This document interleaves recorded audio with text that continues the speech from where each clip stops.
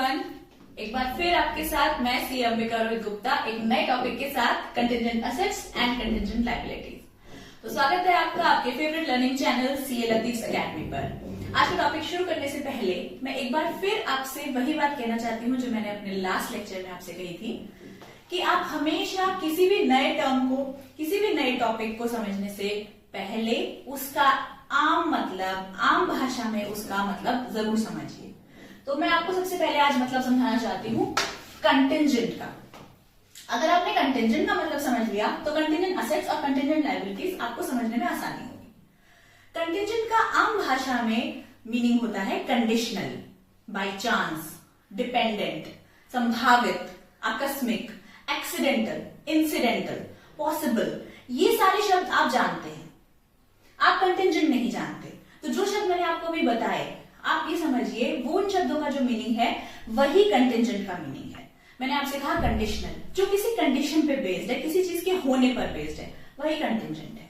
आकस्मिक, संभावित, जिसके होने की संभावना है, जो हो सकता है, वो कंटिंजेंट है। मैंने आपसे कहा एक्सीडेंटल, इंसिडेंटल, जो किसी इंसिडेंट के, किसी एक्सीडेंट के, किसी इवेंट के होने पर डिपेंड करता है, डिपेंडेंट है, वो कंटिंजेंट है। तो अब इस डेफिनेशन से आगे हम बढ़ते हैं और अब समझते हैं कि एक्चुअली कंटिंजेंट असेट्स क्या होते हैं।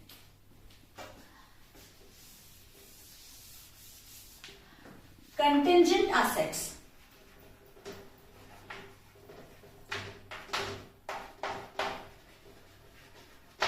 कंटिंजेंट असेट्स का मतलब है एक पोटेंशियल इकोनॉमिक बेनिफिट। इसका मतलब है पोटेंशियल जो हो सकता है, जिसमें होने का पोटेंशियल है, संभावना है। इकोनॉमिक जो मॉनेटरी है, और बेनिफिट यानी फ्यूचर में होने वाला कोई गेन। तो ये पोटेंशियल इकोनॉमिक बेनिफिट है। कौन सा बेनिफिट? जो कि डिपेंडेंट है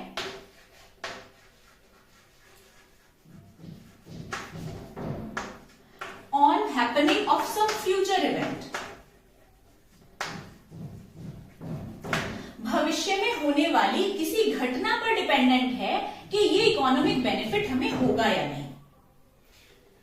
और ये इवेंट कौन सा होगा? Future event. ये इवेंट अनकंट्रोलेबल है, यानी कि ये इवेंट हमारे कंट्रोल में नहीं है। ये event out of control of my business है, यानी कि इसका होना या नहीं होना, या इस इवेंट का रिजल्ट मेरे कंट्रोल में नहीं है। इसको कहते हैं कंटिंजेंट असेट। इसको एक बार फिर से उल्टा चलते हैं। एक फ्यूचर में एक इवेंट होने वाला है जो मेरे कंट्रोल में नहीं है कि वो होगा या नहीं होगा। उसके होने या ना होने पर डिपेंड करता है कि मुझे कोई बेनिफिट होने वाला है या नहीं होने वाला। अगर एक ऐसा इवेंट है जो फ्यूचर में होगा, उसके होने से मुझे कोई बेनिफिट हो सकता है जो कि इकोनॉमिक बेनिफिट है, तो मैं उसको कंटिंजेंट असेट कहती हूं। ये इसकी परिभाषा है।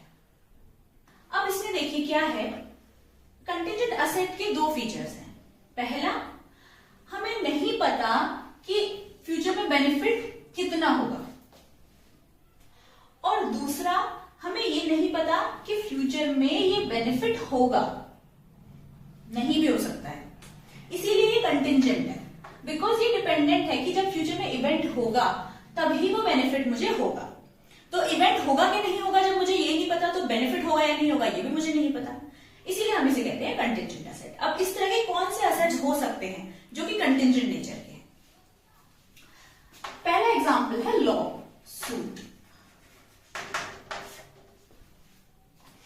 सपोज मेरे कंसर्न का केस चल रहा है कोर्ट में किसी और कंसर्न के साथ, और वहां पर मेरा केस स्ट्रांग है। मेरे लीगल टीम को लगता है कि ये सूट हम जीत सकते हैं, हम जीत जाएंगे, और उसके जीतने पर हमें डैमेजेस मिलेंगे।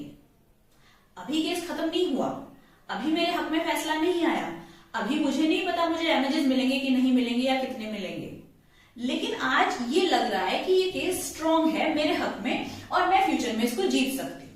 तो जब ये इवेंट होगा कि इस लॉ सूट का फैसला आएगा, जब ये इवेंट होगा कि मुझे डैमेजेस मिलेंगी, तब मुझे एक बेनिफिट होगा out of this event, out of the judgement of this lawsuit. तो ये बात मुझे आज पता है कि मेरा कोर्ट में केस चल रहा है, ये बात मुझे आज पता है कि मेरी लीगल टीम ने मुझे एडवाइस किया है कि ये लॉ सूट में जीतने के हमारे चांसेस हैं। तो I will term this lawsuit as a contingent asset. और इसको टर्म करने से करना क्या है, मुझे इसको अपने बुक्स ऑफ अकाउंट्स में रिकॉर्ड नहीं करना, मुझे इसको अपने फाइनेंशियल के नोट्स टू अकाउंट्स में फुटनोट में डिस्क्लोज करना है। Contingent assets are not to be recorded in books. Balance sheet में नहीं जाएंगे ये एसेट्स, कहां जाएंगे? फुटनोट में, डिस्क्लोजर में। ये हमारा डिस्क्लोजर रहेगा ताकि जो भी स्टेक होल्डर्स हैं उन्हें पता रहे कि इस तरह का कुछ चल रहा है जो फ्यूचर में एक असेट या एक बेनिफिट हमें दे सकता है। ये रिकॉर्ड कब होंगी? जब इनके रियलाइज होने की सर्टेनिटी हो जाएगी। अब ये देखिए, जब रियलाइज होने की सर्टेनिटी हो गई तो फिर कंटिंजेंट कहां रहेगी? कंटिंजेंट नहीं रह जाएगी, फिर वो रियलाइज असेट बन जाएगी, फाइनल असेट बन जाएगी। कैसे होगी सर्टेनिटी? लॉ सूट चल रहा था, मेरी कंसर्न जीत गई, डैमेजेस अनाउंस हो गए, कितने डैमेजेस मिलेंगे, अभी मिले नहीं है, तो इवेंट सर्टेन हो गया कि अब ये तो मुझे मिलेगा ही मिलेगा। यहां पर मेरा कैश फ्लो सर्टेन है, तो once the cash flow is certain, मैं उसे कंटिंजेंट से हटा के अपनी रियलाइज एसेट्स में डाल दूंगी एंड इट विल फॉर्म, जो अभी तो मेरे फुटनोट का पार्ट फॉर्म कर रहा था, it will form a part of my books, then it will be recorded in my books जब वो रियलाइज हो जाएगी। एक एग्जांपल और ले लेते हैं, जैसे लॉ सूट मैंने आपको बताया, एक एग्जांपल है मर्जर एंड एक्विजिशन। सपोज मेरे कंसर्न का किसी और कंसर्न के साथ में अभी डिस्कशंस चल रहे हैं कि मेरी कंसर्न दूसरी कंसर्न को अक्वायर करने वाली है या मर्जर होने वाला है। मर्जर अभी हुआ नहीं है, अभी डिस्कशन के लेवल पर है और ये भी लग रहा है कि मटेरियलाइज हो जाएगा, इसकी प्रोबेबिलिटी भी लग रही है। तो अब मुझे पता है कि जब वो कंसर्न मेरे साथ मर्ज करेगी या जब मैं उसे एक्वायर कर लूंगी तो मुझे क्या बेनिफिट होने वाले हैं, या उसके असेट्स भी मेरे असेट्स में मर्ज होने वाले हैं। तो that will term as a contingent asset. अभी मर्जर हुआ नहीं है, अभी मर्जर की बात चल रही है, उसकी बुक्स मेरी बुक्स में जुड़ी नहीं है, उसकी असेट्स मैंने एक्वायर अभी नहीं की है, but it is almost final कि ऐसा होने वाला है। So this will term as my contingent asset and it will form a part of my footnote. It will be disclosed कि इस तरह का एक merger acquisition होने वाला है, so that stakeholders will be informed. Books of account में record कब होगा? जब actually acquisition या actually merger हो जाएगा। तो ये था contingent asset। अब हम बात करते हैं contingent liabilities की। Contingent liabilities just like contingent assets वो लाइबिलिटीज हैं जो पोटेंशियल लाइबिलिटीज हैं, जो कि डिपेंडेंट है फ्यूचर में किसी इवेंट के होने या ना होने पर, और वो इवेंट अनकंट्रोलेबल है। अब इनमें फर्क क्या है?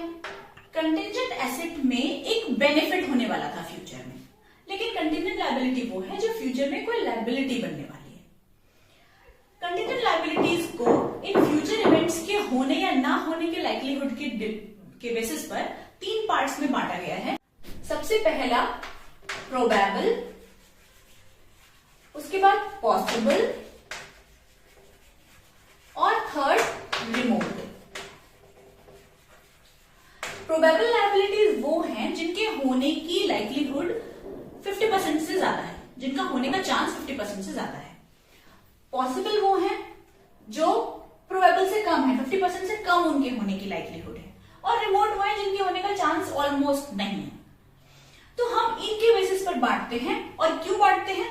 जो मेरी कंटिजेंट लायबिलिटीज प्रोबेबल होंगी, यानी कि जिनके होने का चांस 50% से ज्यादा है, उनको मुझे अपनी बुक्स में रिकॉर्ड करना है। Unlike contingent asset, contingent assets को हम बुक्स में रिकॉर्ड नहीं कर रहे थे, सिर्फ फुटनोट में डिस्क्लोजर दे रहे थे। लेकिन यहां पर जो मेरी कंटिजेंट लायबिलिटीज प्रोबेबल हैं, उनको मैं अपनी बुक्स ऑफ अकाउंट्स में रिकॉर्ड करती हूँ। पॉसिबल जो है उनको रिकॉर्ड नहीं किया जाता, उनको just like contingent assets footnotes में डिस्क्लोज किया जाता है, और रिमोट को डिस्क्लोज भी नहीं किया जाता। रिमोट के बारे में मम रहना है आपको। एग्जाम्पल ले लेते हैं इसका, सेम लॉ सूट का एग्जाम्पल जो हमने कंटिजेंट असेट में लिया। वहां पर हम उस लॉ सूट को जीतने वाले थे, फ्यूचर में हमें डैमेजेस मिलने वाली थी। लेकिन कंटिजेंट लायबिलिटी वो केस है जहां लॉ सूट में हमें पता है कि हमारे अपोनेंट का केस स्ट्रांग है और हम ये केस हार सकते हैं, तो फ्यूचर में डैमेजेस हमें देनी पड़ सकती हैं। That will be your contingent liability. Books में रिकॉर्ड करने के लिए, प्रोबेबल होने के लिए 2 कंडीशन सेटिस्फाई होनी जरूरी है। सबसे पहला उसका likelihood, likely to happen more than 50%,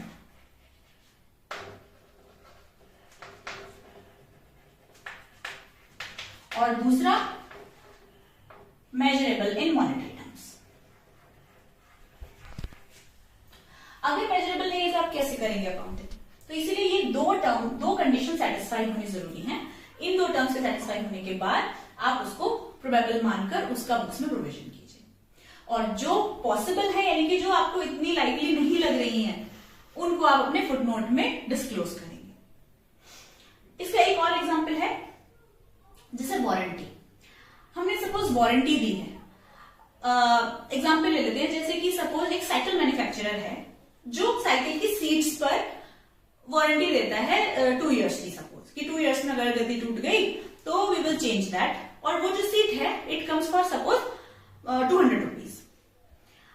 अब आप ये आइडिया लगाएंगे कि साल भर में कितने सीट्स वारंटी के अंदर वापस आ सकते हैं जो मुझे रिप्लेस करने पड़ सकते हैं। वो फोरकास्ट के बेसिस पर मैं अपनी बुक्स में वो लायबिलिटी प्रोवाइड करूंगा। वारंटी एक्सपेंसेस को डेबिट करके अपना accrued liability I will provide. Same is with the law suit, जहां मुझे पता है कि मेरा केस वीक है, जहां मुझे पता है कि उस केस में मुझे डैमेजेस देनी पड़ सकती हैं, मैं हार सकता हूं, अपोनेंट का केस स्ट्रांग है, उस केस में भी मैं अपने यहां पर प्रोवाइड करके रखूंगा, प्रोवाइडेड मेरे हारने के चांसेस 50% से ज्यादा है। तो ये था कंटिजेंट असेट्स और कंटिजेंट लायबिलिटीज। अब आप इस टॉपिक को पढ़िए, कोई भी क्वेरी हो, you are most welcome. All the best.